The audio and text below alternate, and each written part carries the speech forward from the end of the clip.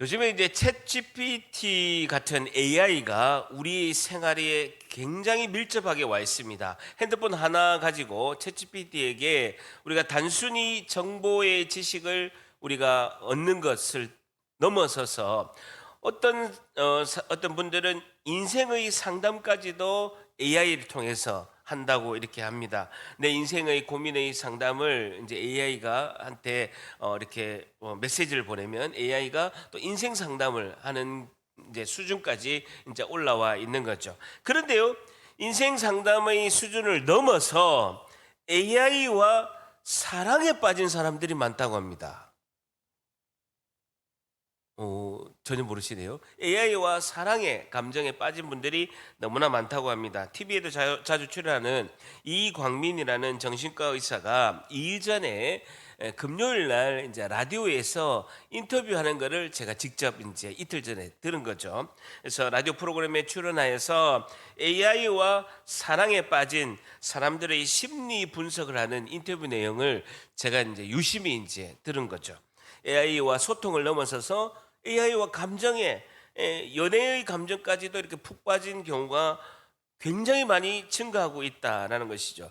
젊은 사람들이 AI와 대화를 하다가 어느 순간에 자기도 모르게 AI와 감정에 이제 몰입하게 되고 깊은 사랑의 관계에 이렇게 빠진다라고 합니다. 여러분, 누가 AI와 연애의 감정, 사랑에 빠질까요?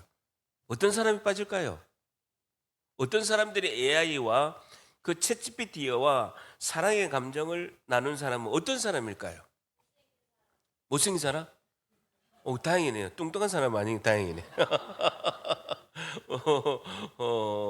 그 이광민 의사 선생님이 분석을 해보니까 이렇게 이야기하더라고요.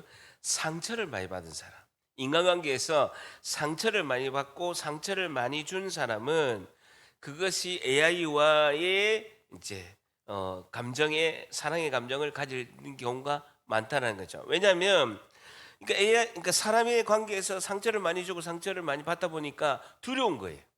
근데 AI는 상처를 주지가 않거든요. 다 받아들여. 내 있는 그대로 다 받아들이고 위로해주고 이런 메시지를 주니까 그게 이제 푹 빠지게 되는 거죠. 어느 정도냐면요. 한 예를 들어서 결혼한 지 이제 12년 된 부부가 이제 자녀도 있고 이제 정상적으로 이렇게 잘 지내는 부부가 있는데 남편이 어느 날 부인이 AI 하는 그 메시지를 챗GPT를 이렇게 보게 된 겁니다. 보게 되니까 부인이 이제 AI에게 이제 완전 사랑의 감정이 빠진 거예요. 근데 AI에게 이렇게 한 거예요. 부인이 AI에게 여보 정말 대단해 멋있어. 그 AI를 여보라고 하는 거예요. 사랑해 이렇게 하는 거예요. 남편한테도 안 하면서 그렇게 하는 거예요. 그러니까 AI가 뭐라고 했냐면 AI가 그 부인한테 여보 내 귀염둥이 사랑해 이렇게 한 거예요. 그리고 자기 하루 종일 있었던 일과를 AI한테 다 그대로 대화를 하고 있는 거예요. 남편이 깜짝 놀란 거예요. 깜짝 놀래가지고 남편이 어떻게 이런 일이 일어날 수 있을까라고 이제 상담을 온 것을 내용을 이제 그 의사 선생님이 이렇게 밝힌 걸 보았습니다. AI에게 모든 이제 생활의 괴로움과 힘든 것을 이렇게 상담하는 정도를 넘어서서 자기도 모르게 감정이 이입되고 사랑하는 감정이 생기는 경우가 있다라는 것이죠. 왜 그랬을까요? 왜 그럴까요? 그 주된 원인이 무엇인지 이광민 의사 선생님은 이렇게 원인을 분석하고 있습니다. 사람은 대화를 하거나 인간관계를 할 때 반드시 필연적으로 발생하는 것이 갈등이라는 거예요. 여러분, 사람이 모이는 곳에는 아무리 좋은 사람끼리 모이고 아무리 좋은 사람 이렇게 마음에 맞는 사람끼리 모여도 잔잔한 갈등이 있다라는 거예요. 모든 사람이 모이는 곳에는요, 잔잔한 갈등이 반드시 필연적으로 있다라는 거예요. 근데 그런 잔잔한 갈등을 기반에 두는 인간관계에서 그 갈등을 해결하고 조율하면서 성숙해진다는 거예요. 인격 자체가 성숙해진다라는 거죠. 성숙해지고 자신이 자라면서 그 갈등, 잔잔한 갈등을 해결하면서 정도 들고 사회성을 배운다라는 겁니다. 사회성을 깊이 배워간다라는 거죠. 사람에 대해서 정을 또 느끼게 되고 그러면서 자신이 인격적으로 성숙해가는 과정을 있다라는 거예요. 그런데 사람과 대화를 상처를 받다 보니까 그 갈등을 회피하는 거예요. 갈등을 회피하면서 대화를 하려고 하지 않고 그 자신의 대화, 자신의 모든 것을 다 맞춰주는 100% 맞춰주는 AI에게 끌린다라는 거예요. 자, 이 부작용이 뭐냐면요. 이런 AI의 세팅이 딱 돼버리고 나면 인간관계를 하면서 갈등을 만날 때 엄청 불편하다는, 갈등을 해결할 힘이 생기지 않는다는, 갈등을 피해버리고 잔잔한 갈등을 해결하려고 하지 않는다는, 너무너무 불편해진다라는 거죠. 인간은 기본적으로 모든 모이고 이렇게 사람들이 함께 할 때 잔잔한 갈등이 있다라는 거예요. 왜? 나하고 다르니까 갈등이 있을 수밖에 없죠. 그러면서 AI에 이렇게 적응하다 보고 AI에 몰입하다 보면 AI는 다 들어주는데 왜 다른 사람들은 내 말을 들어주지 않지라고 계속해서 불만이 생기게 된다라는 것입니다. 여러분, 오늘 사무엘상 23장에 보게 되면요, 인간관계에서 갈등의 장면이 등장합니다. 다윗의 그런 삶 속에서 갈등의 장면이 등장하고 갈등을 넘어서 배신을 하는 상황이 있게 된다라는 거죠. 그래서 오늘 사무엘상 23장을 통해서 오늘의 질문은요, 성도는 갈등과 배신의 상황에서 어떻게 해야 할까요에 대해서 교훈을 얻고자 합니다. 오늘 질문이 뭐라고요? 성도는 갈등과 배신의 상황에서 어떻게 해야 할까요에 대한 교훈을 얻고자 합니다. 성도는 갈등과 배신의 상황이 우리에게는요, 인간관계에서 필연적으로 올 수밖에 없다라는 거예요. 근데 갈등과 배신의 상황에서 성도는 어떻게 해야 할까요에 대한 교훈을 얻고자 합니다. 23장 1절 봅니다. 사무엘상 23장 1절을 보게 되면 다윗은 자신의 생명을 공경하는 자신의 장인인 사울왕을 피해서 광야로 도망가고 또 동굴로 도망갔다가 다시 광야로 도망가는 생활을 지금 하고 있습니다. 23장 1절 같이 있습니다. 시작. 사람들이 다윗에게 전하여 이르되 보소서 블레셋 사람이 그일라를 쳐서 그 타작마당을 탈취하더이다 하니 그일라 동그라미 쳐보세요.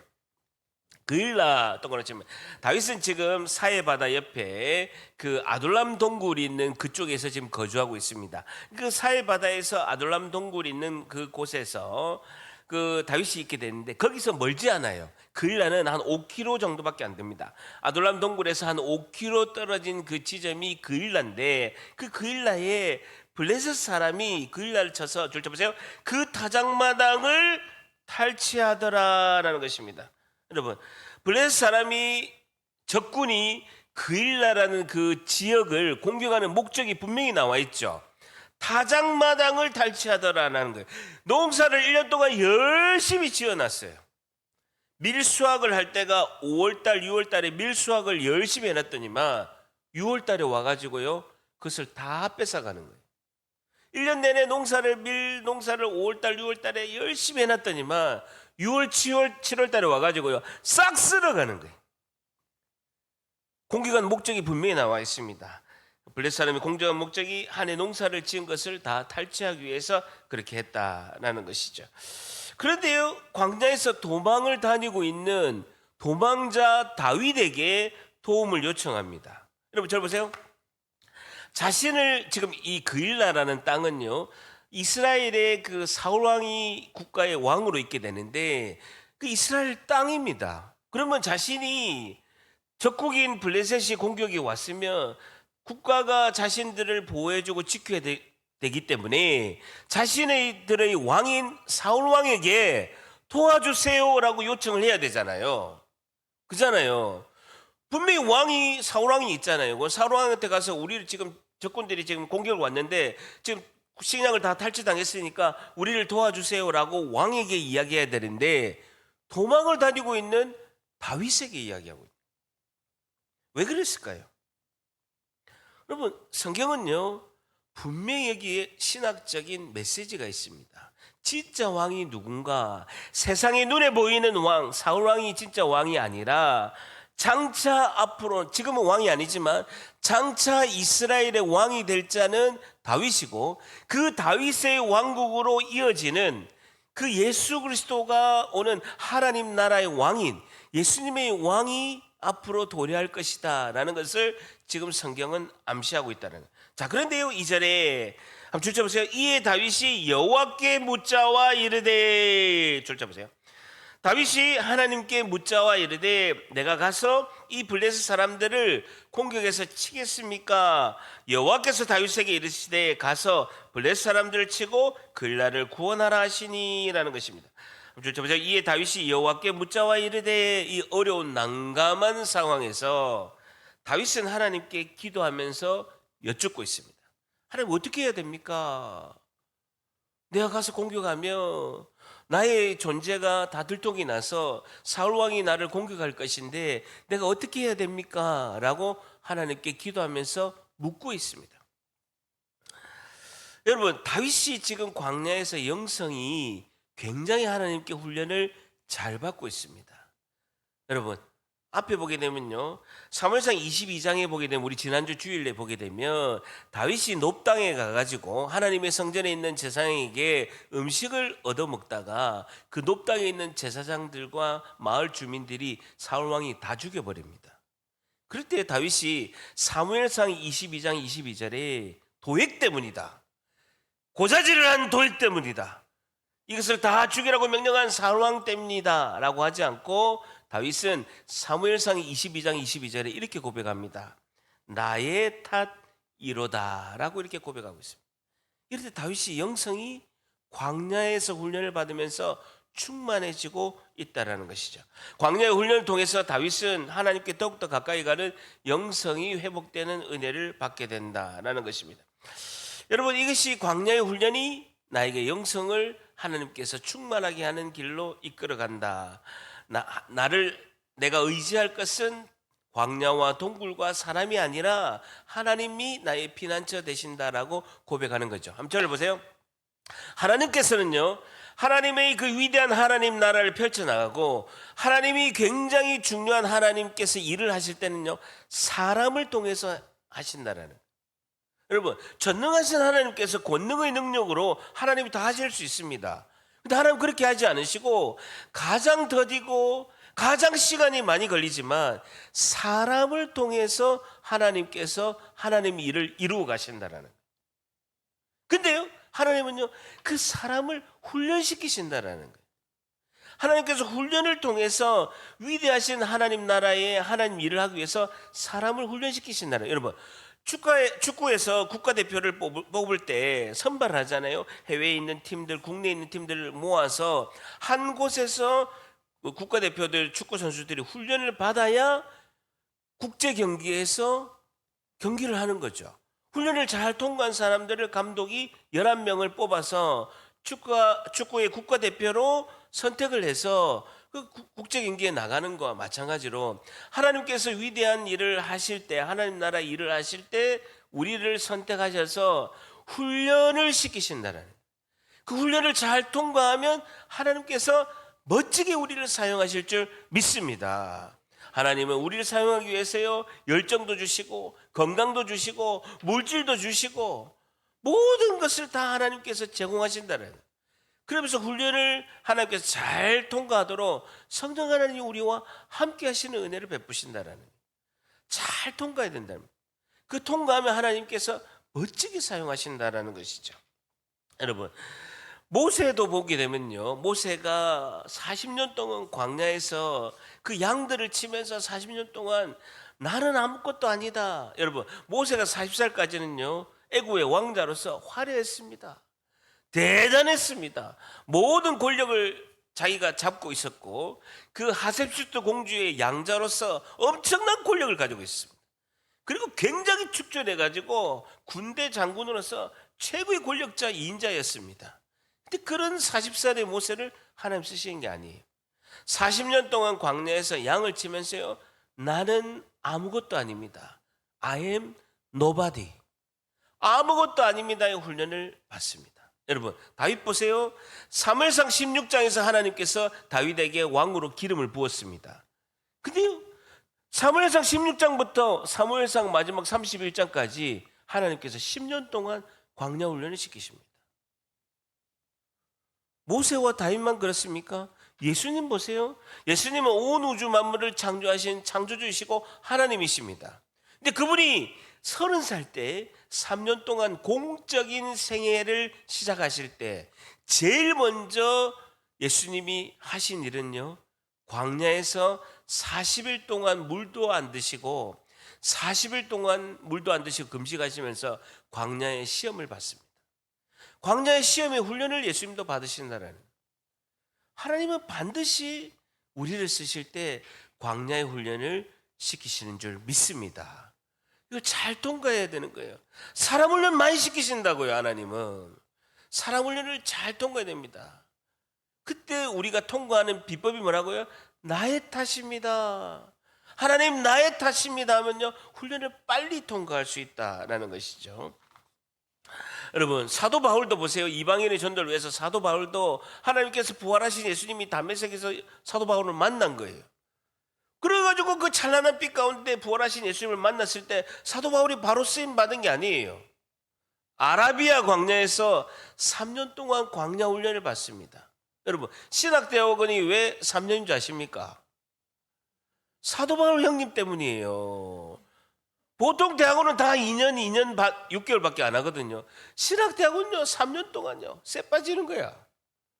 제가 물어봤어요. 교수님 왜 신학대학원 3년입니까? 2년 반만 하거나 2년, 모든 대학원은 2년이나 2년 반밖에 안 하는데 왜 3년입니까? 사도 바울한테 물어봐라. 사도 바울 광야에서 3년 동안 훈련 받으니까 너희들도 3년 동안 광야 훈련을 받아야 된다. 마찬가지입니다. 하나님께서 우리에게 광야 훈련을 잘 통과하도록 큰 은혜를 부어주실 줄 믿습니다. 자, 2절 보세요. 2절의 중반절에 보게 되면 여호와께서 다윗에게 이르시되 가서 블레 사람들 치고 그 일날을 구원하라. 하나님께서 즉시 대답하십니다. 가서 블레 사람들 치고 그 일날을 구원하라 라고 이렇게 명령하는 거죠. 자, 그런데요, 변수가 생기는 거예요. 병수가 아니고요, 변수가 생기는 거예요. 다윗이 그 아둘람 공동체 사람들이 반대를 하는 거예요. 3절 같이 있습니다. 시작. 다윗의 사람들이 그에게 이르되 보소서 우리가 유대에 있기에 두렵거든 하물며 그 일라에 가서 블레 사람들의 군대를 치는 일일까 한지라 라는 겁니다. 아니, 우리가 유대 땅에서 도망 다닌 것도 이렇게 힘든데, 산에 그 동굴에 숨어서 지내는 것도 지금 힘들어 죽겠는데, 그 일날까지 가서 블레 사람들과 전쟁하면 사울 왕한테 들키잖아요.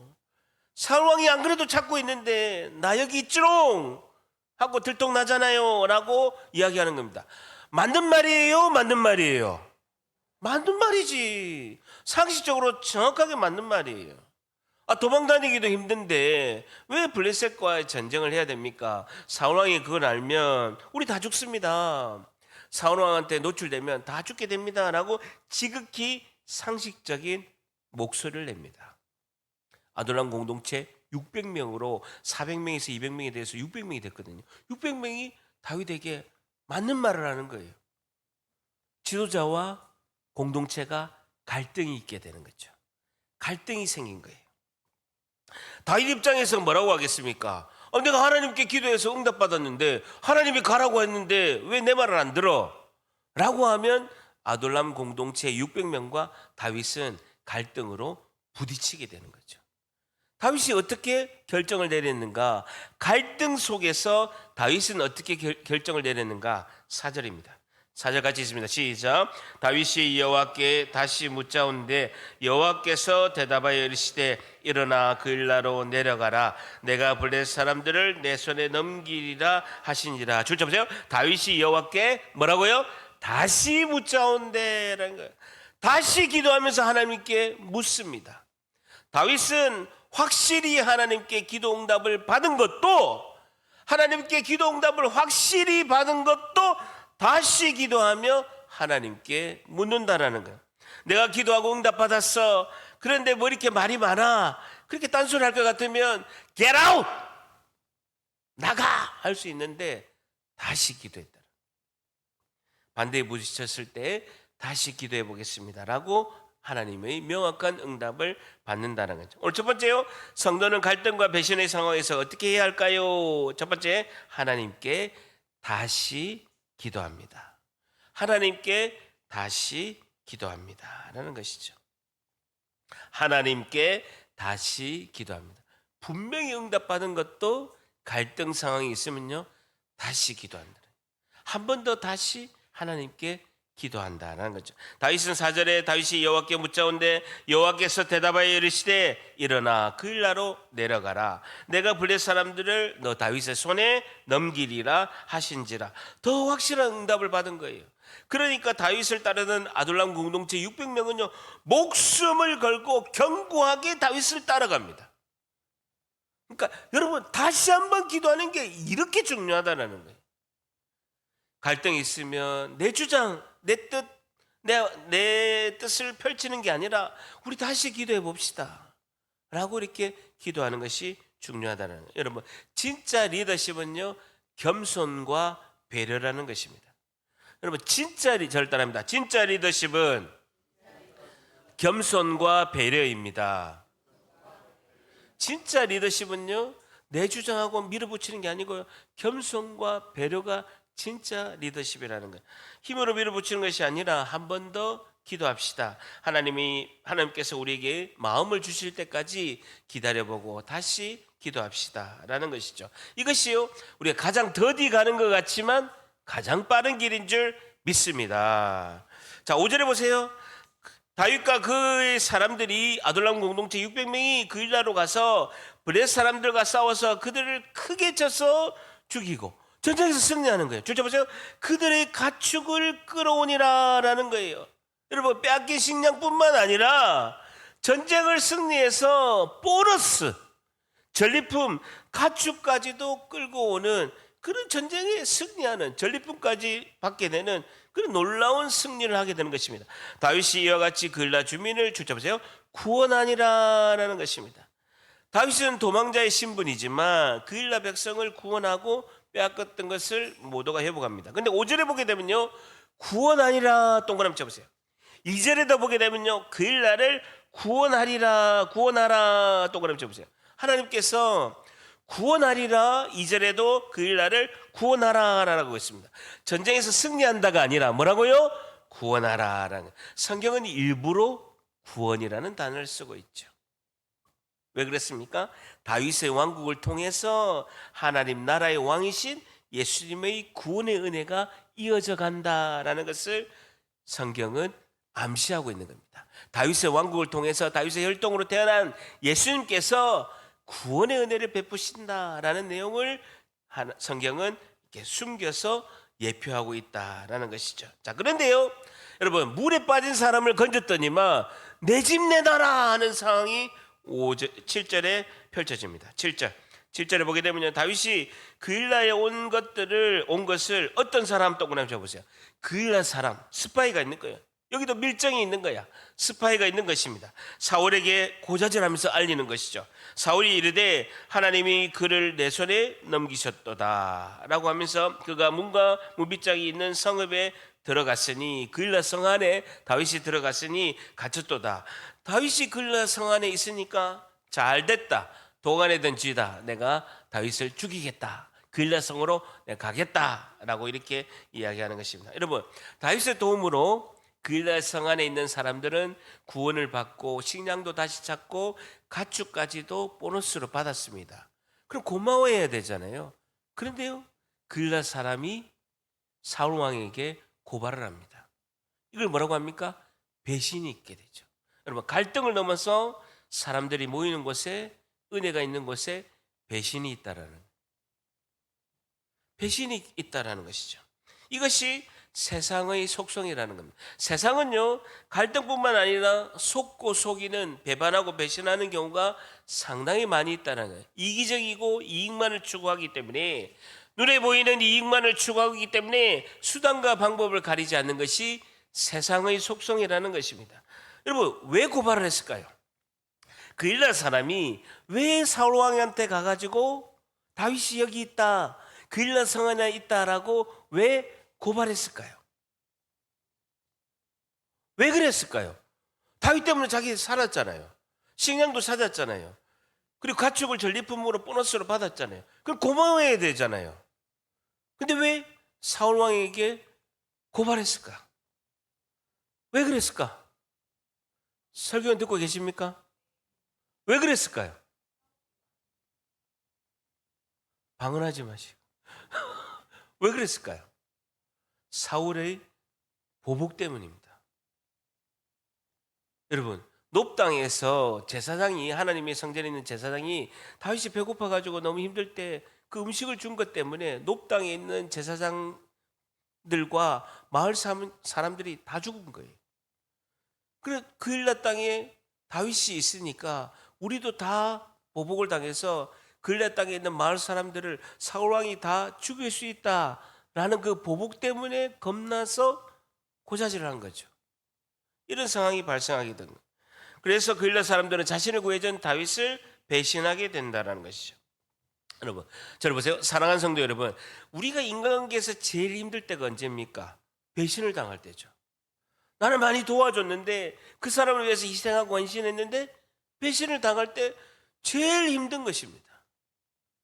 제일 힘든 것이죠. 그 다윗은 이런 배신을 당했을 때 얼마나 마음이 아팠겠습니까?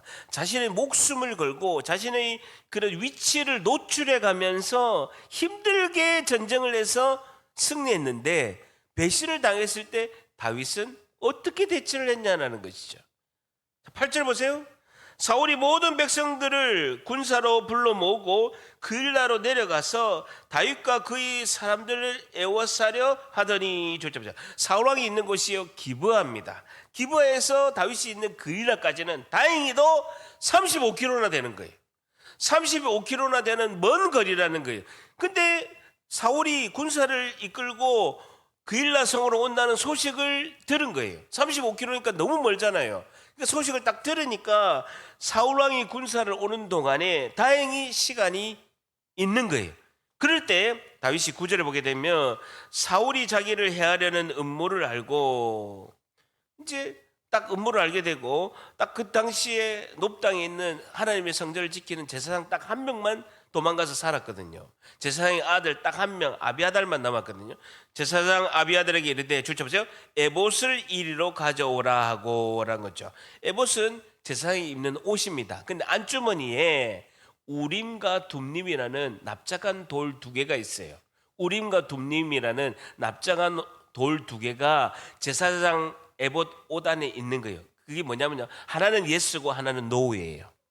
하나님 뜻이 맞습니까? 이것이 하나님 뜻이 맞습니까? 라고 해서 여기 안에 있는 돌 두 개를 이렇게 섞어가지고 딱 꺼내서 하나님 뜻이 맞으면 예스.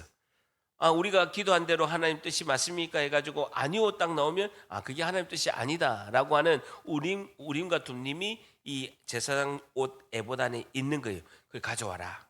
하나님께 또 물어봐야 되겠다라고, 그래서 가져오라라고 기도해 보는 것이죠. 자, 그런데 상태에서 10절에 다윗이 이르되, 이스라엘 하나님 여호와여, 사울이 나 때문에 이 성읍을 멸하려고 그일라로 내려오기를 꾀한다함을 주의 종이 분명히 들었습니다 라고 하나님께 기도합니다. 내가 그런 소식을 지금 들었고 군사들이 여기로 오고 있다라고 합니다 라고 하나님께 아뢰는 것이죠. 자, 그러면서 11절에 동그라미 쳐보세요. 1번, 그일라 사람들이 나를 그의 손에 넘기겠나이까? 라고 하나님께 물어보는 거예요. 그일라 사람이 진짜 나를 배신했습니까? 라고 첫 번째 하나님께 물어보는 것입니다. 두 번째, 사울이 그일라 성으로 군사를 이끌고 나를 죽이러 내려오겠나이까? 라고 두 번째 하나님께 물어보는 거예요. 사울이 진짜 군사를 이끌고 여기로 오고 있는데 진짜 그일라 성으로 오는 것입니까? 라고 하나님께 두 가지를 물어봅니다. 이스라엘의 하나님이 여호와여, 원하건대 주의 종에게 이것을 알려주십시오 라고 하나님께 기도하죠. 자, 그러니까 하나님께서 이르시되 두 번째 질문에 대한 대답을 합니다. 그가 내려오리라. 사울이 군사를 데리고 여기로 오고 있다 라고 하나님께서 예스라고 하나님께서 답변을 주시는 겁니다. 자, 그러면서 첫 번째 질문이 나오죠. 12절에 다윗이 이르되 그일라 사람들이 나와 내 사람들을 사울의 손에 넘기겠나이까? 진짜 배신한 게 맞습니까? 첫 번째 질문하는데 하나님께서 예스! 여호와께서 이르시되 그일라 사람이 너를 배신하고 사울 왕에게 넘겼다라고 하나님께서 알려주는 것입니다. 다윗은 절대절명의 위기에 기도하면서 하나님께서 알려준 그 뜻을 알게 된다라는 겁니다. 자, 두 번째, 성도는 갈등과 배신의 상황에서 어떻게 해야 합니까? 두 번째, 그래도 하나님께 또다시 기도합니다라는 것이죠. 그래도 하나님께 또다시 기도합니다라는 것입니다. 그래도 하나님께 또다시 기도합니다. 가슴이 찢어지는 배신의 상황에서도 다윗이 한 행동은 하나님께 기도하면서 묻습니다. 하나님, 진짜 하나님, 이것이 어느 것이 맞습니까? 하나님의 뜻은 어디에 있습니까? 그래도 하나님께 또다시 기도합니다 라는 것이죠. 하나님께 또 기도하는 수밖에 없습니다. 그러면 인간의 방법을 쓰고 그일라 사람 중에서 누가 나를 배신했냐, 줄 세워봐라, 막 이렇게 줄이를 틀고 그 사람이 누구냐 잡고 막 난리를 피워야 되는 게 우리잖아요. 근데 안 하는 거예요. 사울이 군사를 이끌고 여기 오는 게 소식을 들었는데 맞습니까? 예스. 그일라 사람들이 나를 배신해서 판 게 맞습니까? 예스. 하나님 뜻을 깨닫게 되는 것입니다. 자, 그러면서 13절에 다윗과 그의 사람 600명 가량이 일어나서 아둘람 공동체 600명의 그 남자들이 일어나서 그일라를 떠나서 갈 수 있는 곳으로 갔더니 이제는 여기 있을 수가 없으니까 그일라를 떠나는 것이죠. 줄자 보세요. 다윗이 그일라에서 피한 것을 어떤 사람이 사울에게 또 고자질하는 사람이 있는 거예요. 어디든지 스파이 있는 거예요. 사울이 가기를 그치니라. 다윗이 도망갔다는 소식을 듣고 군사를 이끌고 35km를 가다가 이제 그만두는 거죠. 왜? 다윗이 도망갔으니까. 지금처럼 뭐 차로 이동한 것이 아니고 걸어서 가니까 이제 가는 것을 멈추게 된 것이죠. 14절에 다윗이 광야의 요새에도 있었고 또 줄자 보세요. 십광야 산골에도 머물렀으므로 줄자 보세요. 사울이 매일 찾되 사울이 집착증을 가지고 다윗 죽이려고요. 온갖 매일 찾는 거예요. 줄자 보세요. 하나님이 그를 그의 손에 넘기지 아니하시니라라는 것입니다. 아무리 사울이 찾으려고 막강한 군사를 데리고 가도 하나님이 그를 그의 손에 넘기지 아니하셨다는, 하나님이 다윗을 사울 왕의 손에 넘기지 아니하셨다라는 것입니다. 사람이 아무리 배신하고 다윗이 사울 왕에 넘기려고 무슨 작전을 다 쓰더라도 하나님이 지켜주시고 하나님이 막아주시면 어떠한 일도 일어나지 않을 줄 믿습니다. 하나님이 지켜주셔야 되는 거예요. 요새가 되시고 방패가 되시고 산성이 되시는 하나님이 우리를 지켜주셔야 될 줄 믿습니다.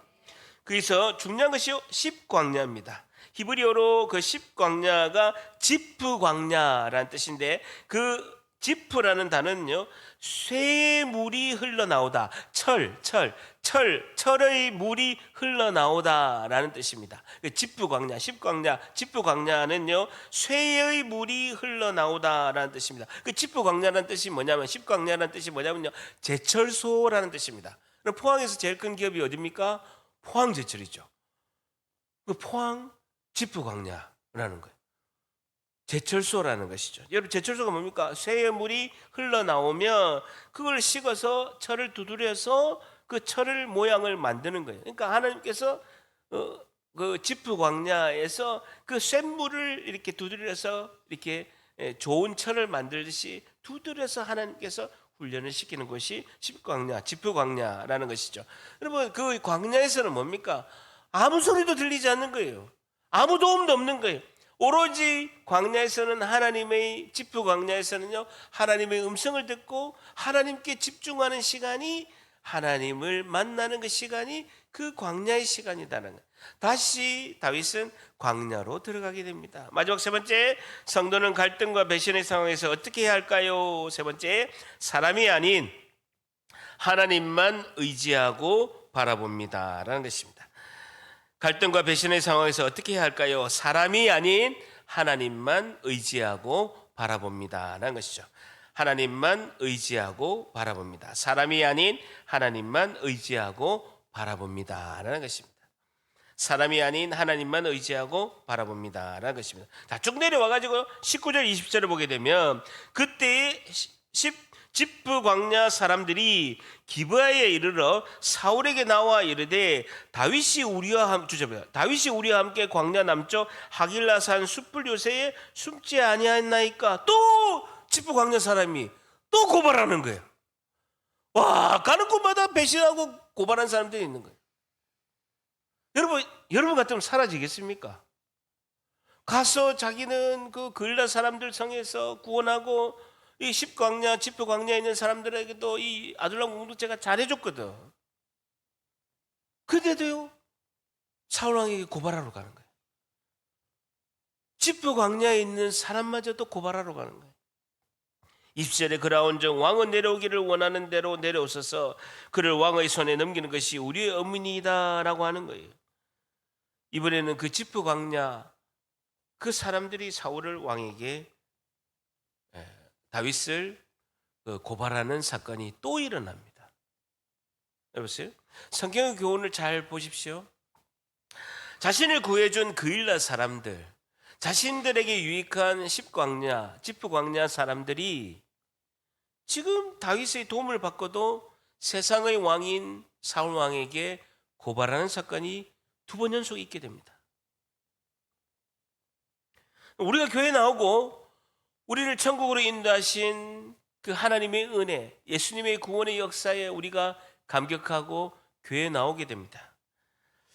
근데 교회 나왔는데도 우리가 은혜를 받았음에도 불구하고 그알라 사람들처럼 지프 광야 사람들처럼 은혜를 받았음에도 불구하고 하나님을 배신하고 하나님보다는 사람을 의지하고 사람보다는 물질을 더 의지하는 세상을 의지하는 경우가 많이 있다는 것입니다.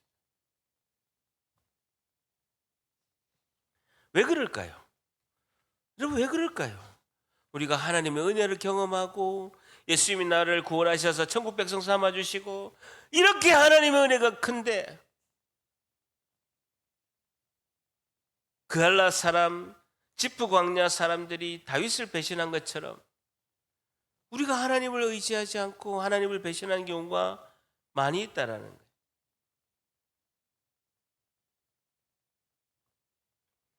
믿음을 가졌다고 하면서 왜 우리가 이렇게 할까요? 그것은요, 눈에 보이지 않는 하나님보다는 당장 눈에 보이는 것을 더 신뢰하고 더 의지하는 것이 우리의 죄성이라는 것입니다. 우리는 매일매일마다 매 순간마다 선택을 해야 되는 상황이 발생합니다. 여러분, 매일매일 선택을 해야 되고 매 시간마다 선택을 해야 되고 아니 매 초분 단위로 우리는 선택을 해야 되는 상황이 발생합니다. 오늘 신현준 5분 영상 봤죠? 저는 집사라서 술 먹으면 안 되는데 나 장로야 한 잔해. 매 순간마다 갈등이 있고 매 순간마다 선택을 해야 되는 상황이 발생하는 거예요. 여러분 제가 건설회사 다니면서요. 건설회사는요 회식 문화. 술 안 먹으면요 살아갈 수 없는 현장이에요. 거기서 술을 안 먹는다는 건요 직장을 그만둬야 된다는 거예요. 그럼 제가 술 문화를 주도한 사람이잖아요. 이끌어가는 사람이잖아요. 선구자. 제 별명이 뭐예요? 새벽 이슬이잖아요. 이슬을 봐야 술을 마무리할 정도로 매일 새벽 3시까지 술을 먹잖아요. 60곡의 노래를 부르고 술 문화를 인도한 사람이에요. 근데 술을 끊으니까 난리가 난 거예요. 구박이요, 핍박이 대단했습니다. 근데요, 세상과 타협하고 세상에서 하면요, 적당히 출세하고 적당히 직장생활 잘할 수 있는 거예요. 근데요, 예수를 믿고 그리스도의 향기를 내밀려고 하면요, 방해와 공격과 배신과 갈등이 너무나 많다라는 거예요. 두 가지입니다. 적당하게 타협하면서 적당히 세상과 살면서 하나님을 배신하든지 아니면 세상을 배신하고 하나님께로 나아가든지 매 순간순간 선택의 순간이 우리에게는 있다는 것입니다. 여러분 근데 갈등과 배신의 그 선택의 순간에서 우리가 이겨낼 수 있는 힘은 기도의 힘인 줄 믿습니다. 그걸 위해서 기도하는 거예요. 다윗은 왜 4번이나 결정적인 순간에 사무엘상 23장에 다윗은 하나님께 여쭈어 묻되 하나님께 기도하고 묻는 것이 4번이나 결정적으로 나옵니다. 굉장히 중요한 순간 때마다 우리가 세상을 의지하지 않고 하나님께 나아가는 것은요, 모든 것이 우리에게 힘은 기도에서 나오는 줄 믿습니다. 기도가 그러니까 중요한 것입니다. 사람이 아닌 하나님만을 바라보고 나아갈 때 하나님의 백성들은 하나님께서 요새가 되시고 산성이 되시고 방패가 되면서 우리를 지켜주시는 은혜를 우리가 다 경험할 줄 믿습니다. 자, 23장 26절 보세요. 23장 26절에 하나님께서 어떻게 해결하시는가? 우리의 산성이 되시고 방패가 되시고 요새가 되시는 하나님이 다윗을 어떻게 지켜주시는가를 26절, 27절, 28절에 나오고 있습니다. 사울이 26절에 보세요. 23장 26절에 사울이 산 이쪽으로 가매 다윗과 그 사람들은 산 저쪽으로 도망가게 됩니다. 그런데 다윗이 사울을 두려워하여 급히 피하려고 했는데 막힌 길에 몰려가서 죽게 된 거예요. 더 도망갈 길이 없는 거예요. 이는 사울과 그의 사람들이 다윗과 그 사람들을 에워싸고 잡으려니 아이고 그대로 포위가 돼버린 거예요. 더 도망갈 길이 없는 막다른 길에 다윗과 그 아둘람 공동체 600명이 갇혀버린 거예요. 이제는 죽을 수밖에 없는 거예요. 이 상황에서 절대적인 이 위기의 상황에서 다윗을 하나님께서 극적으로 보호하십니다. 27절에 전령이 사울 왕에게 와서 아이고 큰일 났습니다. 급히 오소서 블레셋 사람들이 땅을 침노하나이다. 줄쳐보세요. 침노하나이다. 줄쳐보세요. 파사트라는 단어인데 약탈하려고 그들이 침략을 했습니다. 왕이가 큰일 났습니다. 적국 블레셋이 지금 침입하여서 다윗이 문제가 아닙니다. 빨리 가서 블레셋 사람들이 공격 왔는데 빨리 이 전쟁을 하려고 하는 블레셋 군사들을 막아야 됩니다 하고 전령이 온 거예요. 28절에 이에 사울이 다윗 뒤쪽 길을 그치고 돌아와 블레셋 사람들을 치러 갔으므로 그것을 셀라하마 느곳이라고 칭하였더라. 다윗이 거기서 올라가서 엔게디 요새에 머무니라라는 것입니다. 여러분, 적국 원수 블레셋이 다윗의 생명을 구원한 거예요. 여러분, 하나님께서는요 적국의 블레셋도 다윗을 보호하기 위해서 쓰시는 줄 믿습니다. 하나님은 이렇게 역사하시는 거예요. 블레셋의 원수를 통해서도 다윗의 생명을 하나님께서 구원하시는 것입니다. 여러분 27절에서 29절 말씀을 통해서 우리가 교훈 삼을 것은요 두 가지인데요. 첫째는요 하나님은 우리가 예상하지 못한 방법으로 역사하신다라는 거예요. 블레셋 군대 그 원수를 통해서도 이스라엘을 침략하는 것이 다윗의 생명을 도와주는 결과가 된다라는 것이죠. 블레셋이 이번에는 다윗을 살려주는 결과가 있게 돼요. 두 번째는요, 하나님을 신뢰하고 기도하는 자는요, 반드시 하나님이 승리하게 하실 줄 믿습니다. 하나님을 신뢰하고 기도하는 자는 하나님이 반드시 승리하게 하신다라는 것이죠. 세상은 우리를 갈등과 배신으로 넘어뜨리려고 합니다. 그러나 하나님은 우리의 손을 잡고 하나님은 우리를 일으켜 주실 줄 믿습니다. 제가 서두에 오늘 이야기했죠. AI에 몰입하고 감정에 빠진 사람을 이광민 의사 선생님은 이렇게 해결하는 해법을 제시했습니다. 여러분, 나는 그런 적이 없어 하지만 여러분, 우리 자녀들과 우리 가까운 사람들이 AI에 빠질 가능성이 앞으로요 굉장히 많습니다. 제가요 2년 전에 AI 교육을 받았습니다. 저는요 굉장히 빠르게 얼리 어답터입니다.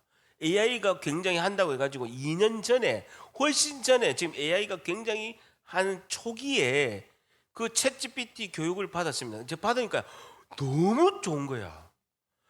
여러분, 저는 파워포인트를요 한 땀 한 땀 수작업 하거든요. 여러분, 우리 수요 예배나 오후 예배 때 보면요 그 파워포인트 만든 거예요. 누가 만들어준 게 아니고 그 다음에서 이미지 하나 따가지고 그 카피해가지고 한 땀 한 땀 제가 다 만들거든요. 근데 AI로 명령하니까요 2분 만에 다 만든 거예요. 오, 세상에 이런 게 다 있나? 그리고 이렇게 그 성경의 내용을 질문하는데 너는 성경을 구약과 신약을 정말 잘 아는 최고의 전문가야. 성경의 본문이 이렇게 됐는데 이렇게 내용을 이렇게 쭉 치는데 너무 잘 알려줘. 제가 그 강의를 2박 3일 듣고요 AI를 끊었습니다. 설교 준비 안 할 것 같더라고요. 파워포인트 한 땀 한 땀 안 만들 것 같더라고요. 쉬운 방법이 있는데 제가 왜 만들겠습니까? 그 뒤로 제가 AI 컴맹돼 버렸어요. 일부러. 여러분, AI는요, 그 이광민 의사 선생님이 정답을 이렇게 이야기했습니다. 우리를 도와주는 도구고 매개체일 뿐이다. 기본적으로 그 도구일 뿐이다라는 생각을 가져야 AI에 빠지지 않는다는 것입니다. 마찬가지로 우리도 갈등과 배신이 있을 때 하나님께서 나를 크게 쓰기 위해서 훈련하는 도구와 매개체일 뿐이다라고 생각하면 통과할 수 있다라는 거예요. 다시요. 우리가 AI에 빠지지 않고 몰입하지 않는 방법은 그것은 나를 도와주는 매개체와 도구일 뿐이다라고 생각하면 AI에 빠지지 않는 것처럼, 우리가 갈등과 배신이 있을 때 낙담하고 실망하지 않는 방법은 하나님께서 나를 훈련하기 위해서 갈등과 배신을 도구로 쓰신다, 매개체로 쓰신다라고 생각하면 배신과 갈등에서 낙담하지 않고 승리할 줄 믿습니다. 어떤 상황이 오면 하나님 나를 훈련시키시는구나. 잘 통과해야지. 바짝 엎드려 순교 아니고 바짝 엎드려서 기도해야지. 여러분, 우리가 지난주에 우리 목사님들 모임이 있었습니다. 목회가 요새 다 힘들거든요. 다 힘듭니다. 성도들이 다 줄고 교회가 다들마다 어려워요. 그리고 교회가 조금 성도들이 있으면 갈등과 분쟁들이 요즘에 많아요. 그래서 이제 우리 목사님들 모임에 있어서 나눔할 때 각자 이렇게 어떻게 헤쳐나가는 걸 이야기하는 거예요. 그래서 막 어떤 방법들을 이야기하더라고요. 당회할 때는 어떻게 하고, 장로님들 힘들게 할 때는 어떻게 하고, 막 스킬들을 이야기하는 거예요. 저는 방법이 없어요. 교회에서 이렇게 어떤 상황이 온다. 그럼 저는 이야기해요. 그냥 3일 가가지고 바짝 엎드려서 하루 15시간 하나님 살려주세요 기도하고 오면 다 해결되던데요. 3일 동안 죽으라고 기도하고 오니까 하나님 다 해결하시던데요. 하나님 다시 은혜를 주시던데요. 실제 그래요. 저는 방법이 없어요. 여러분, 사람이 모이는 곳에는요 갈등이 있습니다.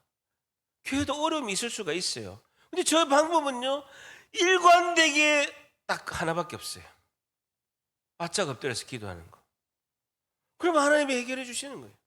은혜를 부어주시고. 우리가 기도할 때 하나님께서 다 해결해 주실 줄 믿습니다. 그걸 우리가 깨달아야 돼요. 하나님 나를 훈련시키시는, 하나님 기도하라는 사인이구나. 바짝 엎드려서 기도하면 되겠지. 하나님 해결해 주실 거야. 사건 사고 일어나고 안 좋은 일 터지고 그러면 하나님이 교회 와서 기도하라는 사인이구나. 수요 기도했다 열심히 기도해야지. 목사님한테, AI한테 상담하는 게 아니고 목사님한테 상담해야지. 여러분, AI한테 상담하지 마세요. 걔 믿지 마세요. 걔들 한 달에 돈 줘야 성실하게 답변합니다. 무료 잘 답변 안 해요. 여러분, 정말 확실한 진리 하나 알려드릴까요? 여러분들을 전 세계에서 가장 사랑하는 목사는요 접니다. 아무도 하면 안 하네. 다시 한번. 여러분, 이찬성 목사님 여러분 알아요? 아니, 이찬성 목사님 여러분 아시나요? 유기성 목사님 여러분 아시냐고요. 여러분, 밥 숟갈 몇 개까지 제가 모르지만 여러분 세세하게 아는 목사는요 전 세계에서 김명수 목사 한 분인 줄 믿습니다. 여러분 정말 사랑합니다. 믿어주세요 좀. 여러분, 하루에 15시간씩 제가 기도를 많이 했다고 자랑하는 게 아니고 뭘 기도하겠습니까 제가. 여러분 가정 놓고, 여러분 자녀들 놓고, 여러분 가족 놓고 계속 기도한 거예요. 진짜 기도한 거예요. 여러분, 며칠 전에 갔다 온 그 3일 동안 죽으라고 기도했습니다. 얼마나 치열한지 모릅니다. 허리가 끊어질 듯이 아픈 거예요. 나중에 다리가 마비가 온 거예요. 너무 힘들어가지고. 그래도요 하나님이 해결하시니까, 하나님께서 이루시니까 하나님께 영광 드릴 줄 믿습니다. 이번 한 주도 하나님, 아무리 어려운 상황이 오더라도 하나님께 다시 기도하고, 그래도 또다시 하나님께 기도하고, 하나님의 권능의 오른팔이 우리를 승리하게 하실 줄 믿습니다. 기도하겠습니다. 하나님 감사합니다.